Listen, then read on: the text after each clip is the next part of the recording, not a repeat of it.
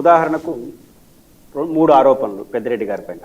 ఒకటి, అటవీ భూమి ఎట్లా పట్టాలు వచ్చినాయి, దానికి ఆనుకొని ఇంకో 30 ఎకరాలు అటవీ భూములు ఎట్లా స్వాధీనం చేసుకున్నారు, దానికి రోడ్డు ఎట్లా వేశారు ప్రభుత్వ ధనం. ఈ 3 అలిగేషన్స్ ఉన్నాయి. ఈ 3 అలిగేషన్లు ఒక 2-3 సర్వేయర్లు ఒక ఎంఆర్ఓతో అయిపోతుంది నాకు తెలిసి. వీళ్ళిద్దరు తప్ప అందరూ పనిచేస్తున్నారు. డిప్యూటీ సీఎం పనిచేస్తాడు, ముఖ్యమంత్రి పనిచేస్తాడు, టీవీ డిబేట్లు, టీవీ ఛానళ్ళు, వీళ్ళెవరు పరిష్కరించేవాళ్ళు కాదు. అవును, సమస్య ఏంటి, అన్ని పేపర్ మీద అయిపోయే పని. కాబట్టి అక్కడ రోడ్డు ఉంది, సింపుల్ గా సర్వేవర్లు ఎంఆర్ఓ వీళ్ళందరూ పోయి ఆ సర్వే చేసేస్తే ఎవరు భూమి ఎంత, కనీసం 30 ఎకరాలు ఎట్లా వచ్చిందని చెప్పవచ్చుగా. నేను 70 ఎకరాల చరిత్ర వేరు, ఇప్పుడు పెద్దలు చెప్పిన చరిత్ర, దాని ఎట్లా వచ్చింది, అటవీ చట్టాలు అవన్నీ కొంత టైం పట్టచ్చు.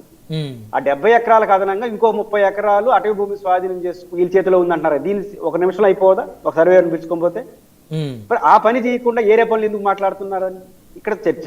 2 మీరు గమనంలో పెట్టుకోండి. మదనపల్లి కేంద్రంగా ఆర్డీఓ ఆఫీస్ లో ఫైల్స్ దగ్గమైనాయి. అప్పుడు అది పెద్దిరెడ్డి గారే చేపించారని కూడా చాలా మంది మాట్లాడారు. చాలా మంది కాదు, అధికార పార్టీయే చెప్పింది. మళ్ళీ ఏరే పేర్లు ఎందుకు, అధికార పార్టీయే చెప్పింది ఇది పెద్దిరెడ్డి హస్తం ఉంది అని. అధికార పార్టీ కాదు, వాళ్ళు చెప్పాలి. ఇప్పుడు వాళ్ళు చెప్పాలండి, ఒక ప్రభుత్వ ఆఫీస్ ని ఒక మాజీ మంత్రి తగలబెట్టి 1 year అయినా ఎందుకు పట్టుకోలేకపోయినారు? అది కూడా పట్టుకోలేరా? ఏరే పనులు ఉన్నాయి దానికి. మీరు చెప్పారు మదనపల్లి ప్రభుత్వ ఆఫీస్ లో ఫైల్స్ దగ్ధమైనాయి, దానికి రామచంద్రారెడ్డి కారణం అని చెప్పేసినారు. మీకు ఆధారాలు ఉండొచ్చు, నేను కాదన్ను. 1 year అయినా కూడా ప్రభుత్వ ఆఫీస్ లో ఫైల్ దగ్ధం చేసినా కూడా పట్టుకోలేని నిస్సహాయ స్థితిలో ప్రభుత్వ వ్యవస్థ ఉందా? ఇది మొదటి ప్రశ్న. రెండోది, మీకు గుర్తుంటే ఇదే భూముల పైన 6 నెలల క్రితమో 10 నెలల క్రితమో జాయింట్ కలెక్టర్ ని ఆంధ్రప్రదేశ్ ప్రభుత్వం రిపోర్ట్ చేయమని ఆదేశించింది.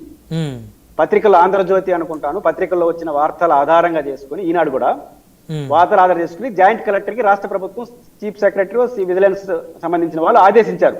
దీనికి సంబంధించి సమగ్రమైన నివేదికను రాష్ట్ర ప్రభుత్వం ఇవ్వమని. ఆయన ఏమి ఇచ్చినాడు, మీరేం చేసినారు? ఏమి తేలకపోయినా 33 ఎకరాలు ఏదైతే అదనంగా అటవీ అదైతే తేలిపోతుంది 2 నిమిషాల్లో, దానిపైన శిక్షించచ్చు కదా. దాని కూడా ఎందుకు జరగట్లేదు? ఇప్పుడు రాష్ట్రంలో ఎందుకు అనుమానం వస్తుందంటే ప్రభుత్వం పైన, టీవీ డిబేట్లలో పేపర్లో జరిగినంత విశ్లేషణలు, ఈ విచారణలు పేపర్ల మీద జరగట్లేదు. అది పంచాయతీ. పేపర్ల మీద అధికారులు చేసేస్తే 2 నిమిషాలు పని. ఇది పేపర్ల మీద చట్టాల్లో జరగదు, కానీ డిబేట్ లో బాగా జరిగిపోతుంది మొత్తం. ఇప్పుడు సాహెబ్ గారు అద్భుతంగా స్వతంత్రం పూర్వం నుంచి ఇప్పుడు ఎవరో చెప్పినాడు. ఇప్పుడు ఆయన చెప్పగలిగింది ప్రభుత్వం దగ్గర ఎందుకు లేదు? ఉంటే ఎందుకు యాక్షన్లోకి వెళ్ళట్లేదు? ఇప్పుడు వారు సింపుల్ గా ఋషికొండ చెప్పారు. ఋషికొండకి సంబంధించి అనుమతులు లేవు కదా, నిమిషంలో యాక్షన్ తీసుకోవచ్చు కదా, దానికి సంవత్సరాలు పడుతుంది విచారణ చేయడానికి. అనుమతులు అనేది పేపర్లో కదా ఉంటుందండి. హరిత రిసార్ట్స్ ని మోడిఫికేషన్ చేసి కొత్త బిల్డింగ్ కట్టాడు, కట్టాడు. దీనికి అనుమతి ఇచ్చింది అధికారి ఉంటాడు కదా.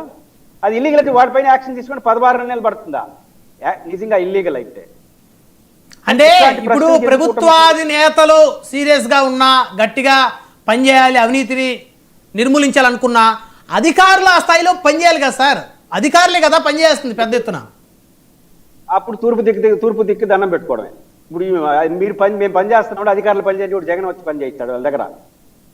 మీ కింద పనిచేసే ఐఏఎస్లు, మీ పని చేసే ఎంఆర్ఓలు, ఇవి జగన్మోహన్ రెడ్డి పని చేయిస్తాడా? మీరు పని చేయించాలనా? మేము పని చేయించలేమంటే మనకి ఏం చేయాలి? దానికి పని చేయకపోతే ఒక అధికారాన్ని సస్పెండ్ చేశారా? ఉదాహరణకు పుంగనూరు ఎపిసోడ్ ఉందండి, మీరు బాగున్నారు, అధికారులు పని చేయలేదు, ఒక సర్వేనైనా సస్పెండ్ చేసినారా? కనీసం సరిగ్గా పని చేయలేదని. పని చేయట్లేదు కదా, యాక్షన్లోకి వెళ్ళండి. ఇప్పుడు పవన్ కళ్యాణ్ గారు ఫోటోది ఏ చట్టం అన్నా ముందు నిలుస్తుందా? ఆయన ఫోటో తీశాడు కదా, అదే సర్వేయర్ రిపోర్ట్ ఇస్తే నిలుస్తుంది. డిప్యూటీ సీఎం సర్వేయర్ కాదు, ఫోటోలు నిలవదు కదా. నేరుగా ఇప్పుడు రోడ్డు ఉంది కదా, వాడు రోడ్డు లేకుండా మధ్యలో రోడ్డు ఉంది, ప్రభుత్వ భూమి చేసినారు, వెళ్ళండి, సర్వే చేయండి, నిగ్గు తేల్చండి. పెద్దిరెడ్డి తప్పు చేస్తే యాక్షన్ తీసుకోండి. ఆ యాక్షన్ లోకి నేను ఎందుకు కొంత అనుమానం వ్యక్తం చేస్తున్నానంటే, వాళ్ళు దానికి కమిట్ అవుతున్నారు. పెద్దిరెడ్డి రామచంద్రారెడ్డి వాళ్ళు మాకు సంబంధం లేదు, వాళ్ళకి మాకు సంబంధించిన బంధువులు, మా పన్నులు అన్నట్లా మాదే అని చెప్తున్నాడు మిథున్ రెడ్డి. మాది అన్న తర్వాత ఇంక పంచాయతీ ఉంది, యాక్షన్ లోకి ఇల్లీగల్ కాదు, మేము కొనుక్కున్నామంటున్నాడు ఆ భూమిని, లీగల్ గా కొనుక్కున్నామంటున్నాడు ఆయన. ఆయన కొనుక్కుంటున్నాడు, మీరు కాదని చెప్పి నిరూపించాల్సింది ఎవరు? పెద్దిరెడ్డి మిథున్ రెడ్డి కాదు. నేను లీగల్ గా కొనుక్కున్నానండి, ఆ పట్టా మాదే అంటున్నాడు. కొంతమంది ఏం చేస్తారు, వాళ్ళదే అయినా కూడా మాది కాదు, మా ఇంట్లో పని చేసిన వాడిది పెడతారు. ఈ అన్నట్లు నేను కొన్నామండి మాదే అంటున్నాడు. ఇంక మనకి పంచాయతీ ఎందుకు? యాక్షన్ లోకి వెళ్ళడమే కదా. అది కాదు కదా, తేల్చేయండి. ఆ తేల్చకుండా ఈ విన్యాసాలు అనేది ప్రభుత్వానికి గౌరవాన్ని తేదు. పైపెచ్చి మీరు రాజకీయం కోసం చేస్తున్న విమర్శలు ఎందుకు వస్తాయి? ఇందుకే వస్తాయి. ఒక్కదాంట్లో ఇప్పుడు మిథున్ రెడ్డి గారిని పోలీసు అరెస్ట్ చేశారా లేదా? 72 రోజులు జైల్లో పెట్టారు కదా మద్యం కేసులో. మద్యం కేసులో జైల్లో పెట్టారంటే అవకాశం ఉంది కాబట్టి పెట్టారు మీరు. మరి దీంట్లో ఎందుకు యాక్షన్లోకి వెళ్ళలేదంటే అవకాశం లేదా? అని అనుమానం రాదా? దీనికన్నా సీనియర్ అది, మద్యం కేసు కన్నా మిథున్ రెడ్డి గారి సీనియర్ కేసు ఇది. అవును. మరి దీంట్లో పోలేదు అంటే పైపెచ్చు డే 1 నుంచి మేము మాదే అంటున్నారు వాళ్ళు.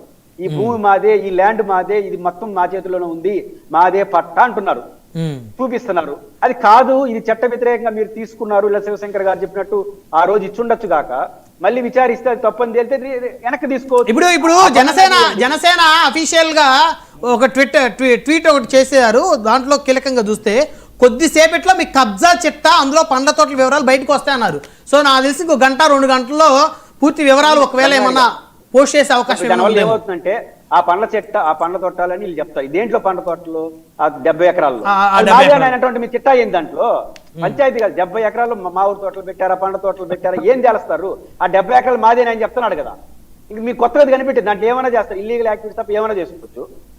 ఏ పండ్ల తోటలు పెడితే మనకి ఏమి, దానిమ్మ చెట్లు పెడితే మనకి ఎందుకు? ఆ 70 ఎకరాలు మాది కాదంటే మీరు చెప్పేది, మాదే అంటున్నాడు. అది కాదని నిరూపించి యాక్షన్ తీసుకోండి.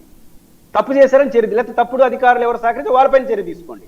ఇప్పుడు పండ్ల తోటలు ఉండాలి, ఇప్పుడు ఏమవుతుంది? వారు ఒక ట్విట్టర్లో పెట్టారు, పాపులర్ పార్టీ బాగా చూసినారు, మళ్ళీ ఆయన కౌంటర్ గా మిథున్ రెడ్డి పెట్టినాడు, దాన్ని బాగా చూస్తారు. వీళ్ళు పండ్ల తోటలు అంటారు, అయ్యా బాబు 70 ఎకరాలు మాదే, మేము పండ్ల తోటలు కాబట్టి సీని తోటలు పెట్టుకుని నీకెందుకు అంటాడు, అది బాగా చూస్తారు. దాని ప్రయోజనం ఉందా దీనివల్ల అనేది ప్రశ్న.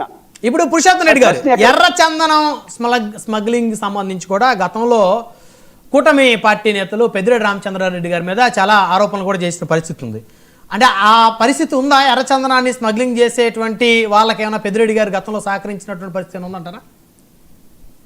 పెద్దిరెడ్డి గారా, ఎల్లయ్య, పుల్లయ్య అనే చర్చ ఆధారం లేకుండా మనం మాట్లాడలేము. మీకు అనుమానం ఉంది, అధికారం ఉంది, యాక్షన్ లోకి వెళ్ళండి అంటున్నాం. ఇప్పుడు ఉదాహరణకు ఎర్రచందనం వేల టన్నులు ఈ రోజు పట్టుకున్నారు. 1000 టన్నులు ఎర్రచందనం పట్టుకున్నారు. ఈ ప్రభుత్వమే కాదు, గత ప్రభుత్వం